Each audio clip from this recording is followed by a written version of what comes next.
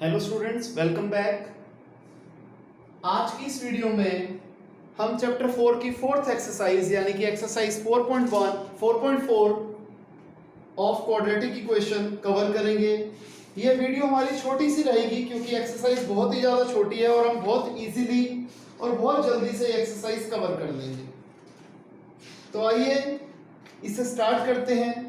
Start करने से पहले इस एक्सरसाइज का कुछ बेसिक बातें मैं आपसे डिस्कस कर लेता हूं।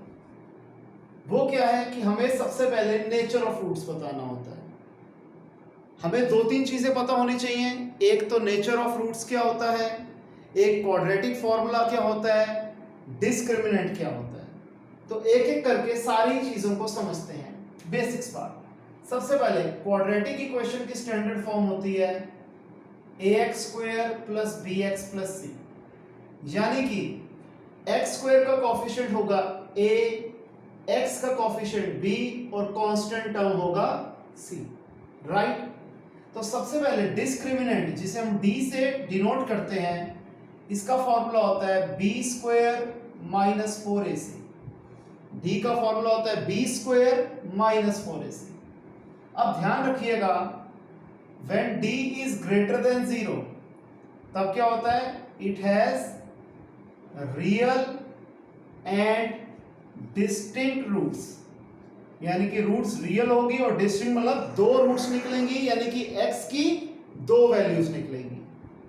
Second, d is equal to 0 तो फिर हम लिखते हैं it has real and equal roots, यानी कि जब d की वैल्यू 0 आएगी तो रूट्स तो होंगी लेकिन रूट्स इज इक्वल टू है 0, तो यानी कि दोनों रूट्स की वैल्यू सेम निकलेगी। तीसरा केस, when d is less than 0 तो it does not have any roots, यानी कि इस पर्टिकुलर क्वेश्चन में x की वैल्यू निकल ही नहीं सकती। अब जो क्वाड्रेटिक फॉर्मूला है वो यूज होगा इन दोनों में, यानी कि जब d ग्रेटर देन 0 है या फिर जब d 0 के बराबर है। तो उसमें क्या होता है, अल्फा जो कि हमारी फर्स्ट रूट होती है वो होता है minus b plus root d upon 2a, और बीटा जो हमारी सेकंड रूट होती है यानी कि सेकंड x की वैल्यू होती है minus b minus root d upon 2a। तो ये इसका छोटा सा इंट्रोडक्शन, छोटी सी बेसिक बातें थी जो कि हमारी इस एक्सरसाइज में यूज होंगी। इसे आप कॉपी कर लीजिए, फिर इसके कॉन्सेप्ट पे आते हैं, इसके क्वेश्चंस की प्रैक्टिस करते हैं।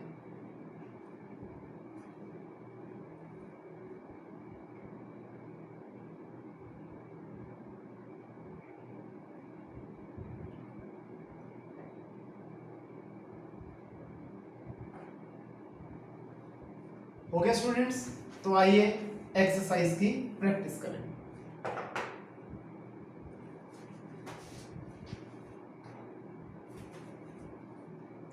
क्वेश्चन नंबर 1 का फर्स्ट पार्ट, क्वेश्चन नंबर 1 में कहता है find the nature of the roots of the following quadratic equation.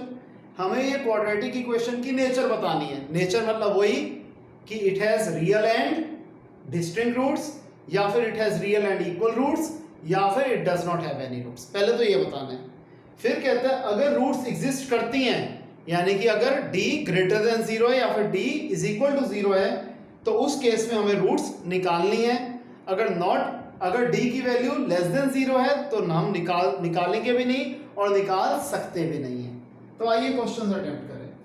First part है 2x square minus 3x plus 5 is equal to 0। Second part भी हम लिख लेते हैं क्योंकि वो रूट वाला है। बच्चों को अक्सर रूट देख के ही डर लगता है, तो ये वाला क्वेश्चन करवाना बहुत ज्यादा जरूरी है प्रैक्टिस के लिए।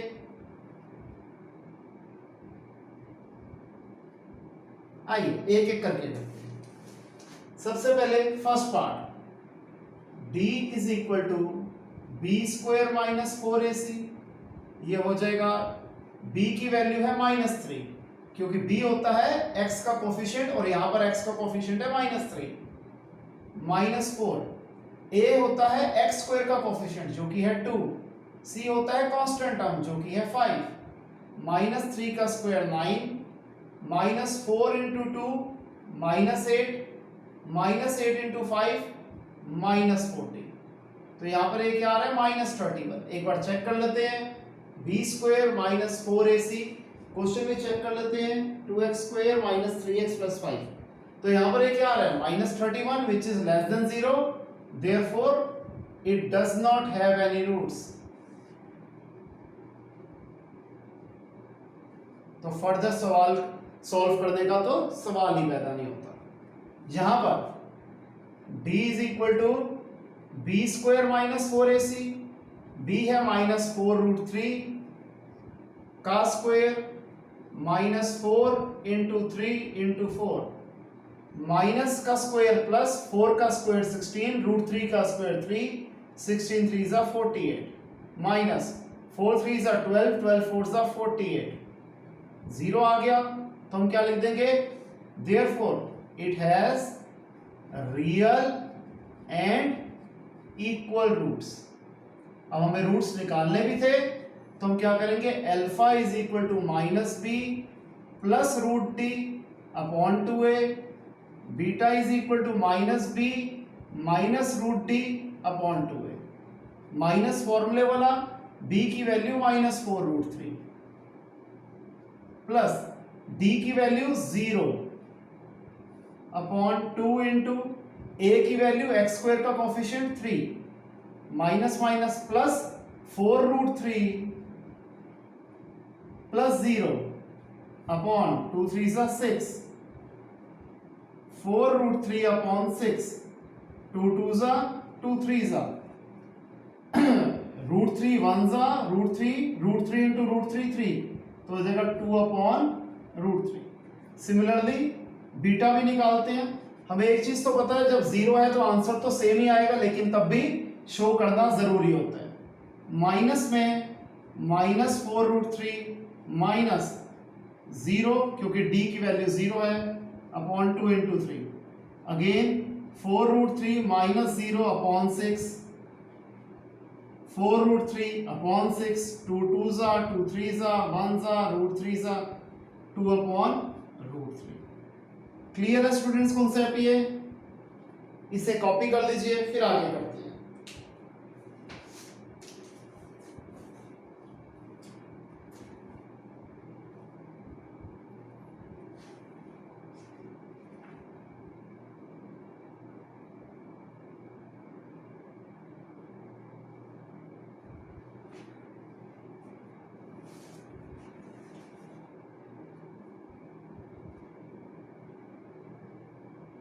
हो गया स्टूडेंट्स?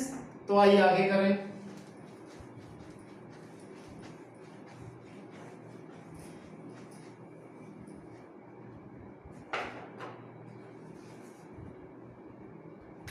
थर्ड पार्ट जो कि है 2x square -6x plus 3 is equal to 0।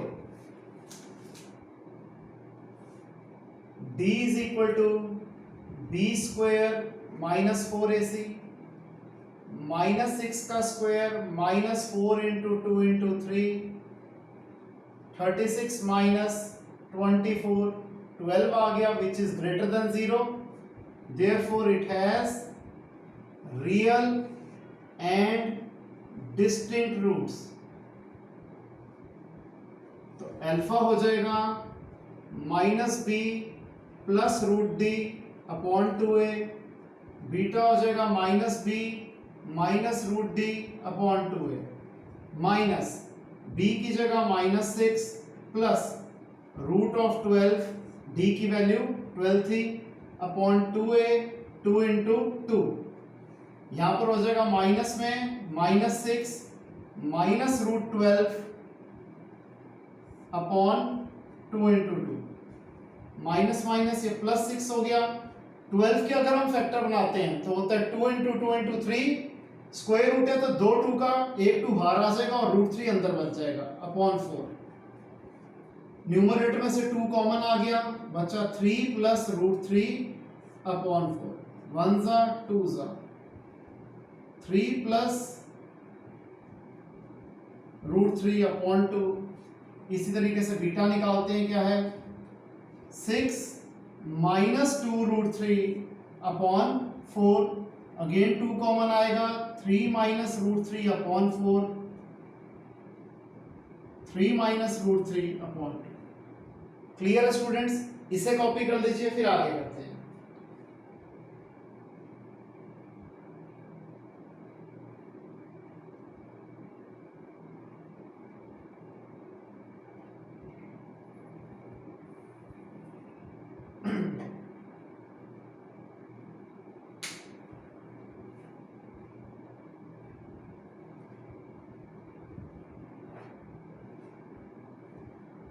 हो गया स्टूडेंट्स? तो आइए आगे बढ़े।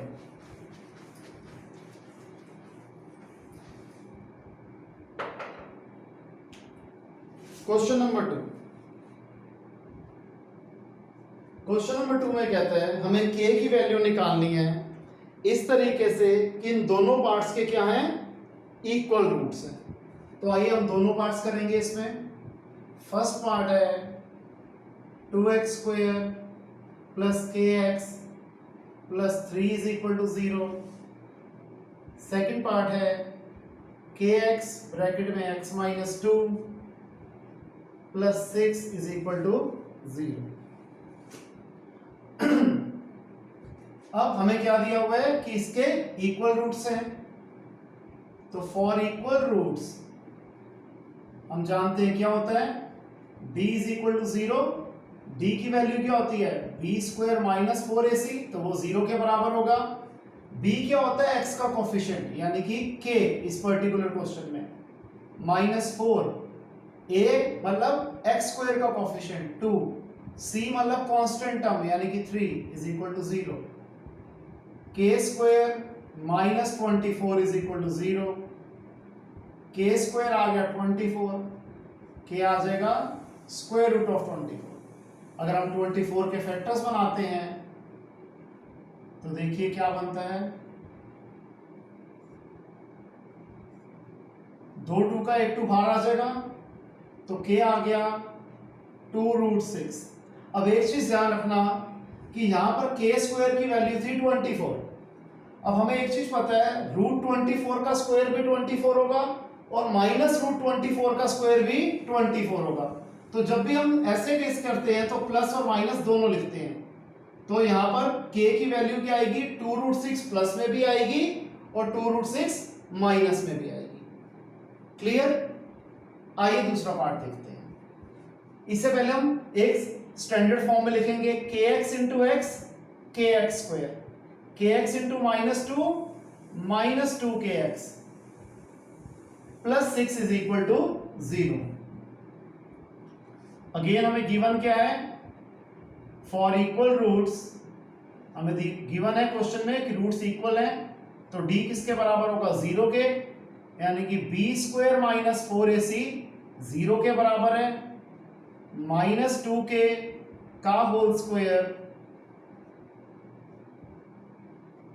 -4 into k into 6 is equal to 0, 4k² -24k is equal to 0, 4k common आया, k minus 6 is equal to 0। तो either 4k is equal to 0 और k minus 6 is equal to 0। तो k आ गया 0/4 यानी कि k आ गया 0 और दूसरा k की वैल्यू आ गई 6। ठीक है जी? तो दोनों ही क्वेश्चंस में, दोनों ही पार्ट्स में हमने k की वैल्यू निकालनी थी, जो हमने निकाल दी। एकदम सिंपल से क्वेश्चन है, इसे कॉपी करिए फिर आगे बढ़ते हैं।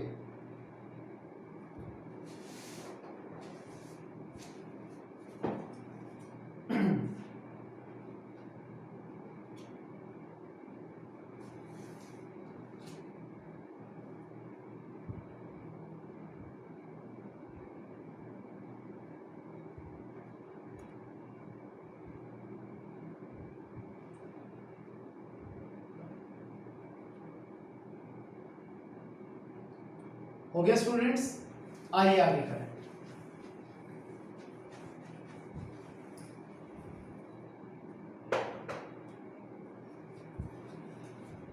आते हैं हमारे पास क्वेश्चन नंबर 3।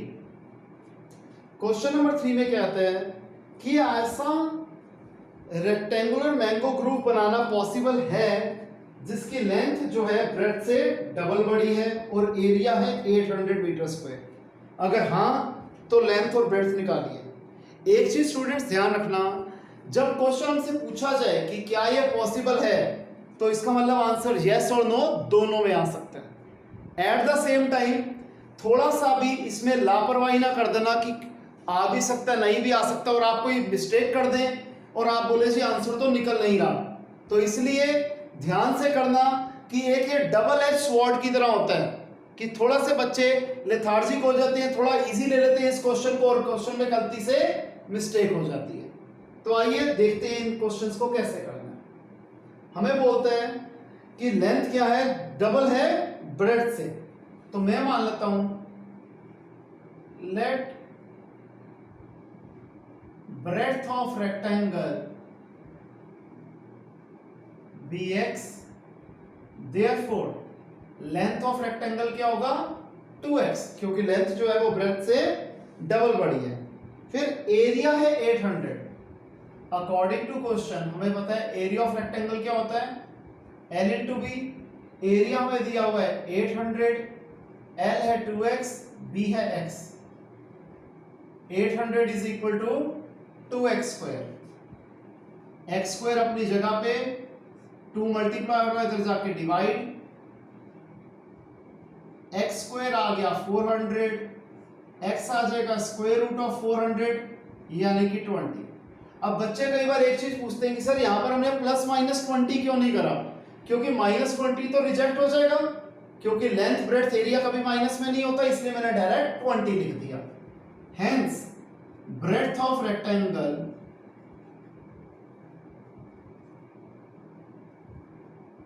x यानी कि 20 मीटर और लेंथ ऑफ रेक्टेंगल है 2x यानी कि 2 into 20 that is 40 metre.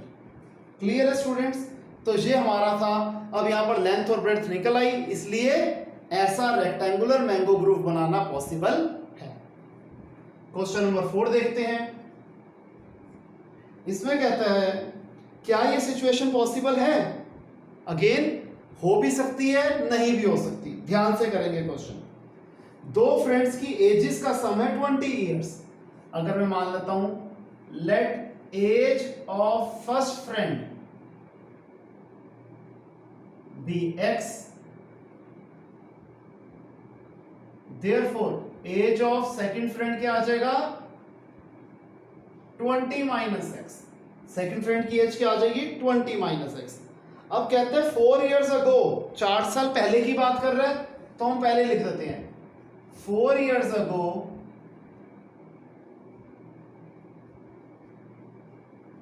As of first friend क्या हो जाएगी x minus 4। 4 years ago age of second friend क्या आ जाएगी 20 minus x minus 4 that is 16 minus x. पहले फ्रेंड की है 4 साल पहले x माइनस 4, दूसरे फ्रेंड की है 4 साल पहले निकली 16 माइनस एक्स। अब क्या कहते हैं 4 साल पहले इनकी एजेस का प्रोडक्ट था 48, यानी कि according to question x minus 4 into 16 minus x क्या है 48। x into 16x, x into minus x minus x square, minus 4 into 16 minus 64, minus 4 into minus x plus 4x is equal to 48। Minus x square 16x plus 4x 20x minus 64 is equal to 48। हम सारी terms को उधर ले जाते हैं। Minus x square बन गया x square, plus 20x बन गया माइनस 20x, माइनस 64 बन गया प्लस 64 और प्लस 48 तो वैसे का वैसा अपनी जगह पे ही है। X square minus 20x plus 112 is equal to 0। अब 112 इंटू 1 112 के फैक्टर बनाते हैं।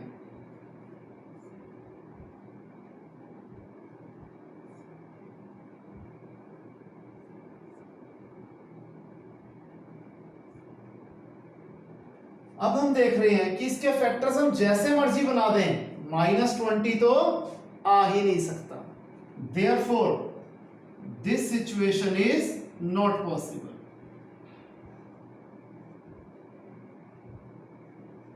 क्लियर है स्टूडेंट्स?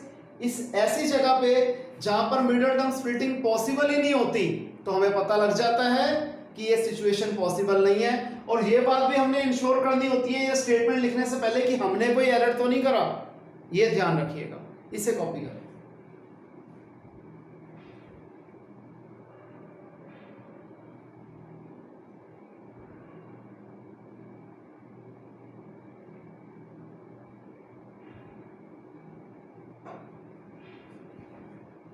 हो गया स्टूडेंट्स? तो आज की इस वीडियो का लास्ट क्वेश्चन करते हैं, जो कि कोइंसिडेंटली इस चैप्टर का भी लास्ट क्वेश्चन है। देखते हैं क्वेश्चन नंबर 5। कहता है क्या यह चीज पॉसिबल है कि ऐसा रेक्टेंगुलर पार्क बनाया जाए जिसका पेरीमीटर है 80 और एरिया है 400? अगर हाँ तो लेंथ और ब्रेड्थ निकालिए। बड़ा आसान क्वेश्चन है। मैं मान लेता हूं late length of rectangle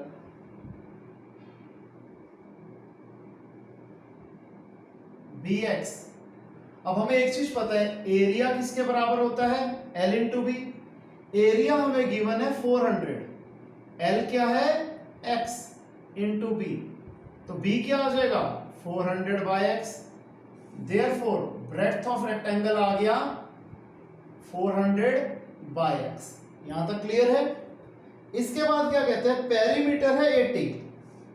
according to question हमें पता है पेरीमीटर का फॉर्मूला होता है 2l प्लस b। पेरीमीटर हमें दिया हुआ कितना? 80। 2 l कितना है? x। ब्रेड्थ कितना है? 400 by x। ये 2 मल्टीप्लाई हो रहा है, उधर जाके डिवाइड। यहां पर x और 1 का एलसीएम x, x को 1 से डिवाइड किया x, x into x, x square. x को x से डिवाइड किया 1, 1 into 400, 400। 40 is equal to x square plus 400 by x। x यहां डिवाइड हो रहा है, वहां जाके multiply. x square plus 400 is equal to 40x plus 40x उधर जाके माइनस 40x हो जाएगा, प्लस 400 इज इक्वल टू 0। 400 के फैक्टर्स बना लेते हैं जी अब हम।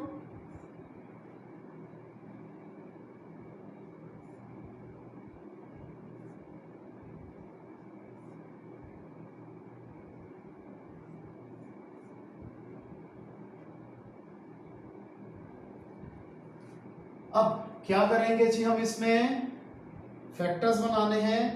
ये बन जाएंगे 20 और 20। X square minus 20x minus 20x plus 400 is equal to 0। x common x minus 20, minus 20 common x minus 20, x minus 20 आ जाएगा 2 बार, तो वही x minus 20 is equal to 0। x आ गया 20। Therefore, लेंथ ऑफ गार्डन है x यानी कि 20 मीटर और ब्रेड्थ ऑफ गार्डन है 400 by x, 400 by 20, again 20 metre. तो प्रैक्टिकली देखा जाए ये एक रेक्टेंगल नहीं बल्कि एक स्क्वायर है, ठीक है। लेकिन हम टेक्निकल डेफिनेशन से जानते हैं कि a square is always a rectangle, ठीक है जी। जो स्क्वायर होता है वो रेक्टेंगल तो होता ही होता है, जो स्क्वायर है वो पैरेललोग्राम तो हाई है, जो स्क्वायर है वो तो क्वाड्रिलेटरल हाई है, ठीक है। तो ये हमारा क्वेश्चन का आंसर था।